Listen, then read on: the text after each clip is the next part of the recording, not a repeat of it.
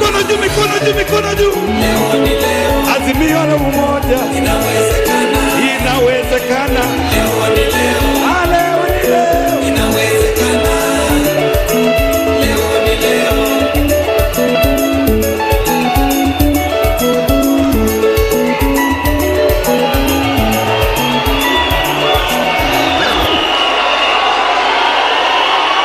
Wow. Wow. Hello. Hello. Leoni. Leoni. Msema kesho ni. Asanteni, asanteni sana.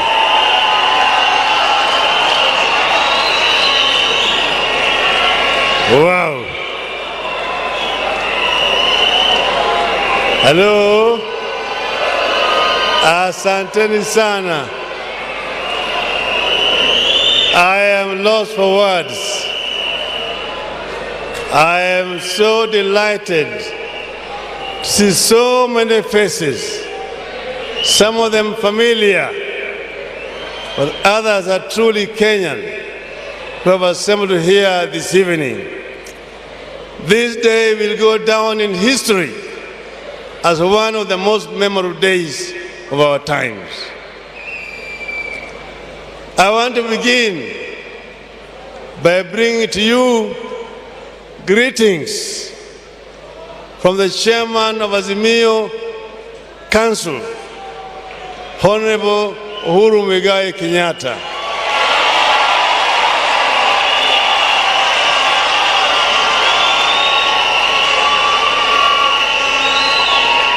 Although unable to attend physically today, he has told me to tell you that he's with you in spirit. We are beginning a new journey. Yesterday, me and my running mate presented ourselves before the Independent Election Commission, presented our credentials, and all of them were found to be in order, and we were cleared to run for the presidency of this country on the 9th of August this year. So we are ready to go. We are ready to go. We said before we start the journey, we should come together with all our supporters, representatives, and tell the people why we are running. And that is why we are here today. I want to say, as was stated already by those who spoke before me, that this is a result of a very lengthy consultative process with the people of Kenya.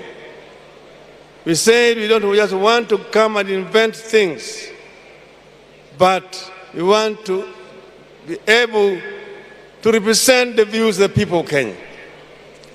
The people of Kenya have said that they want to see a change. They have said that for a long time they have waited for Kenyan dream to be realized. Where the forefathers had said that this country was going to be a God-fearing nation, that justice was going to be a shield and defender, that we are going to live in unity, peace, and liberty. But finally, that plenty was going to be found within our borders. For 80 years, they have seen only scarcity. They have not seen the plenty promised by the founding fathers. So we said we need to start on our journey toward realization of that dream. The foundation has partly been laid, but we need to expand on that foundation and move towards achieving the Kenyan dream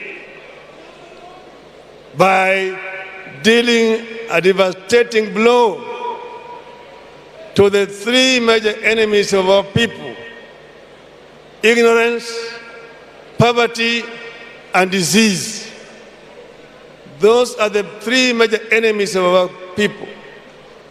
And we said that we confront them frontally by coming up with policies that are responsive to the needs of our people. That is why in this manifesto, we have laid out our strategy of how to deal with those three major enemies of our people. We started with wealth creation. How do we create wealth? This country has remained for a long time a purely an agricultural country, basically processing industries, processing agricultural products.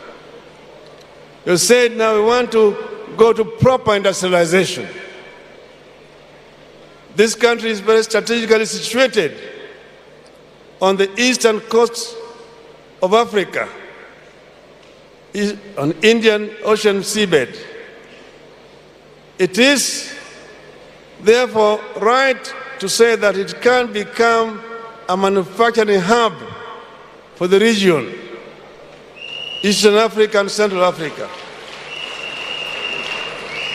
So you said, you're not just going to come up with processing industries, processing agricultural produce, but primary manufacturing.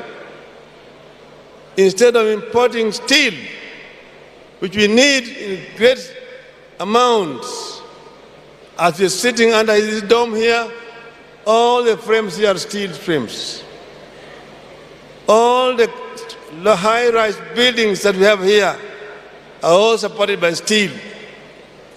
The superhighway just behind us here, running from Mlolongo to Ayakiwe, it's all on steel, and most of it is imported into the country. We are going to make steel from iron ore, part of which we have in this country.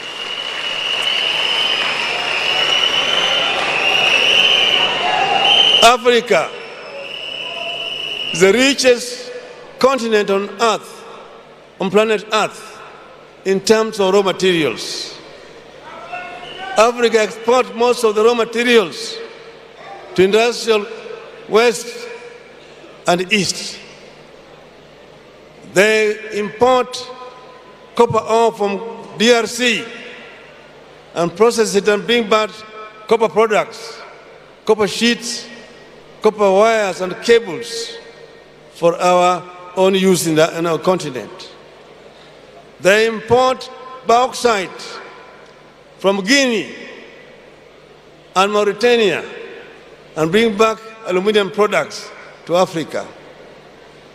They import iron ore from several African countries and bring back steel products into the continent. We are going to manufacture copper products here. We are going to manufacture aluminum products here. Then we are going to manufacture automobile components. We are going to manufacture here on the continent of Africa. We are going not only to assemble but also to manufacture primary products here. We are going to manufacture electronic products here. We are going to manufacture, I've mentioned aluminum products. We are going to manufacture tractors here in this country and automobile. Right now, the world is converting from fossil fuels to other forms of fuels. Electricity is going to be the new energy for automobiles. That makes it very easy for us, with the technological base that we already have here, to manufacture automobiles, which are basically electric powered.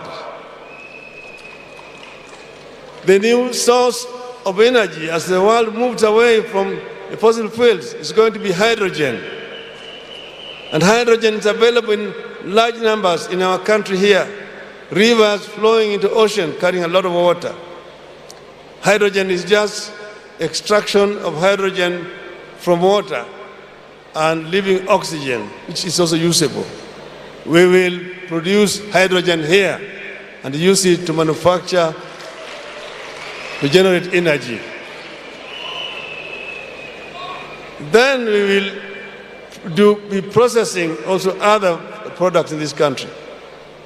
We will expand to not just processing semi-finished products, but completely finished products here.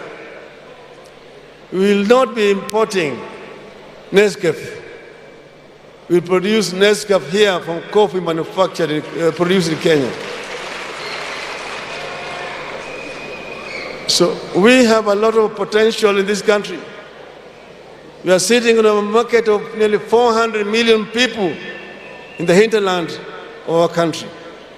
And we have got brains, people who are highly qualified, who can be meaningfully engaged so that we can be able to exploit the market that we have behind us. Then having done that, we are going to go into the other areas, as we've been shown, textile manufacturing.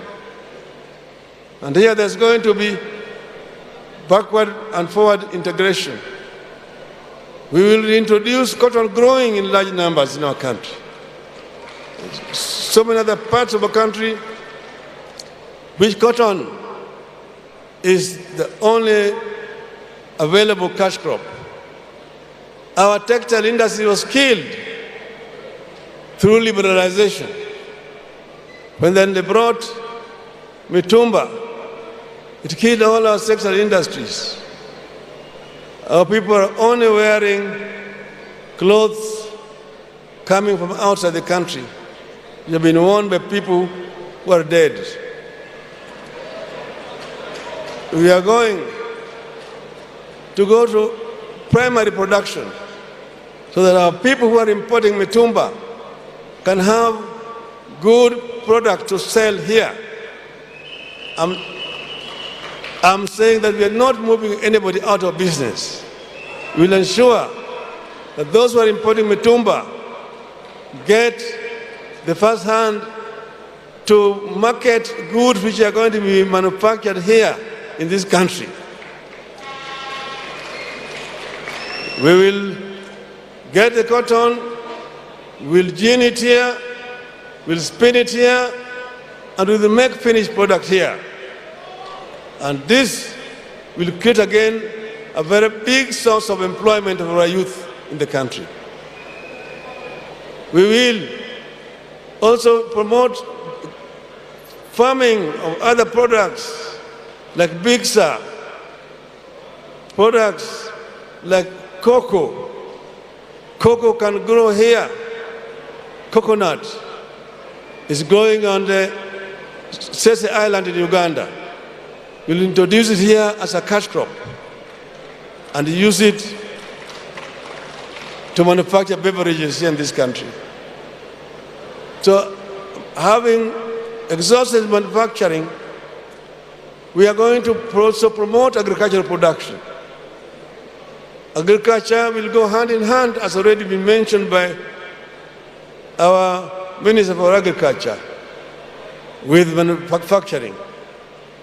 We will promote agriculture in large scale, and we will also introduce smart agriculture so that our farmers can be able to get value for their efforts. We will subsidize our agriculture by providing farm inputs, providing seeds, providing fertilizers and chemicals at subsidized price. Effective from October this year, a bag of fertilizer will cost not more than 2,000 shillings, from 6,000 shillings currently. We will want to ensure that our farmers can work when they're happy. Maize production will also be expanded, and we ensure that we do not import maize when our farmers are having maize in their own warehouses. On the issues of health, we have already been told, your Baba Care. is going to ensure that all Kenyans have got access to good health care. All Kenyans will be taken care of. We don't want to see any Kenyans dying from treatable diseases.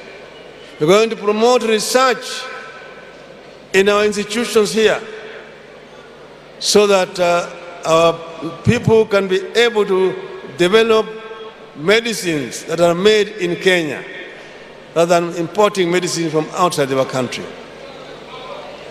In terms of education, I've said that education is going to be free. By free, I mean free. Truly free. True. Our children will have access to free quality education from primary to university.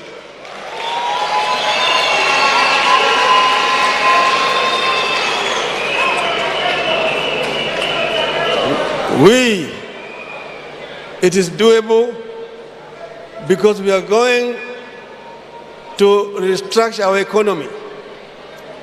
We will have priorities which are going to set for our people.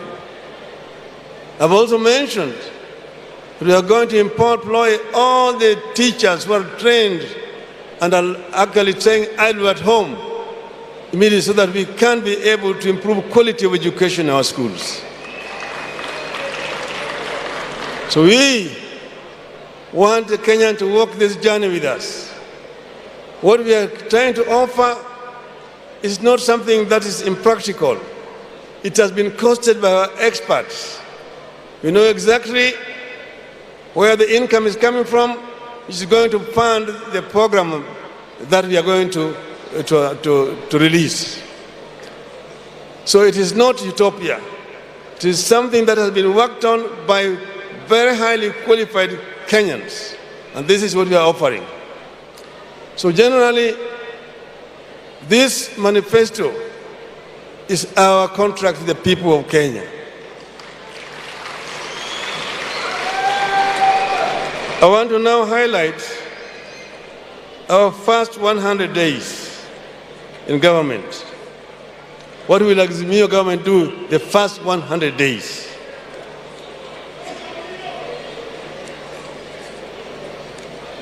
Number one, in the field of economic stimulus, because we are in the post-COVID era, we'll roll out an economic stimulus and recovery program. Two, in agriculture, we'll review all the policies, laws, standards, and norms to guide the sector. Three, we'll introduce minimum guarantee for farmers. Then, in terms of livestock, we'll improve access to affordable credit for livestock production. B, we'll introduce livestock insurance scheme backed by appropriate legal framework.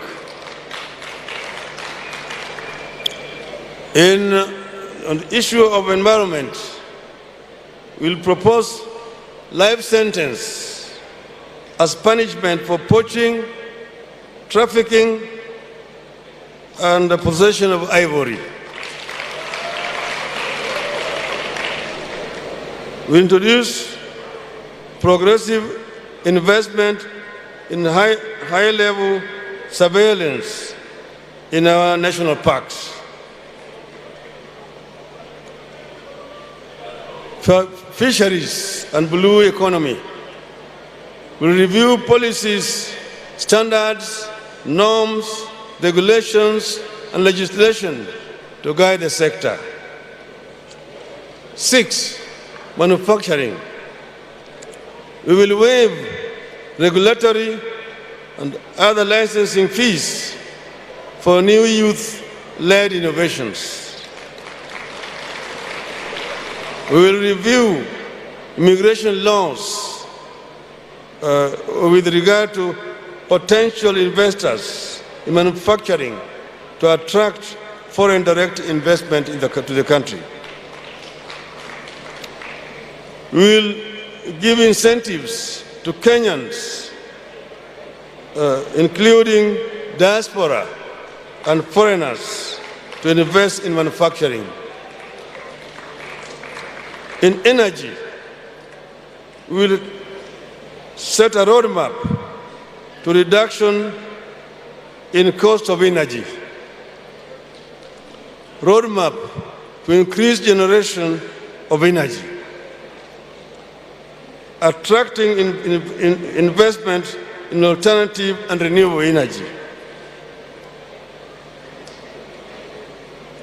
Now, micro, small, and medium enterprises. We will implement recognition of prior learning certification program, that is RPL, by awarding certificates to craftsmen, technicians through apprenticeship, shahada la jitihada. We'll initiate funding and training for the border. 9, digital economy. Digital economy. We'll expand programs that connect the youth to digital economy, the global networks. Debt management and public expenditure. We'll commence negotiations for debt restructuring, stock management to ease the burden on Kenyan taxpayers. Inua Jamii will implement cash transfer of 6,000 monthly stipend to each of vulnerable households.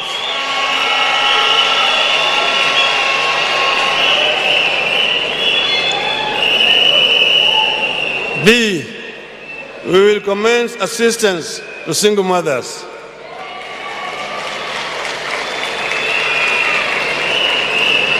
C, we will implement a social protection program for unemployed youth, modeled along Kazi Mtaani. 2, we will review the cost of living with special focus on fuel, unga, mobile data, and energy.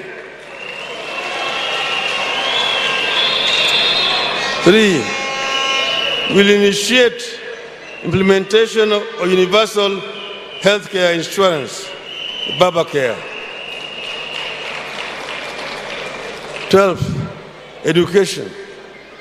We'll ensure all unemployed trained teachers are absorbed. 13, security. We'll assign at least 6 police officers in every police station, trained and equipped to handle police-youth relations and also to restore relationship with all the citizens. We will ensure that the police are a force, are a service, not a force, that the police serve the people and not molest innocent Kenyans. B, will improve pay and other terms of service for KDF and police personnel. Good governance. We will declare corruption a threat to national security and establish a specialized department in the security agencies for corruption surveillance. This we shall do within our first 100 days in office.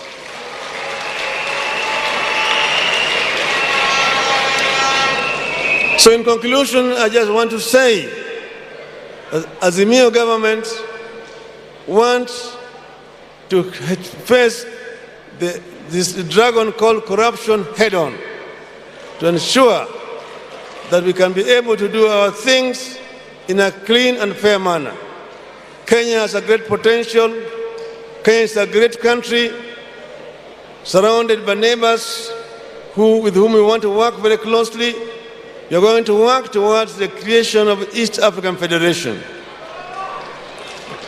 We want to ensure that Kenya moves away from the league of third world economies, and Kenya plays in the league where it rightly belongs, to middle income economies, with a way to move into the first world economy. Kenyans deserve better. Long live Kenya. Azimio! Azimio! Azimio! Azimio! Azimio!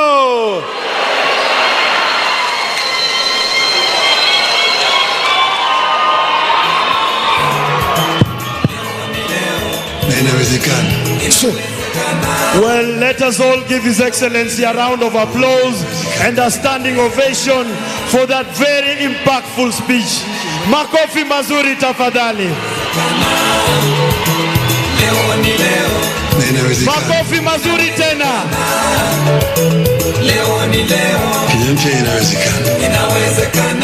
Asante sana, asante sana. And now, as His Excellency the 5th President takes his seat, thank you.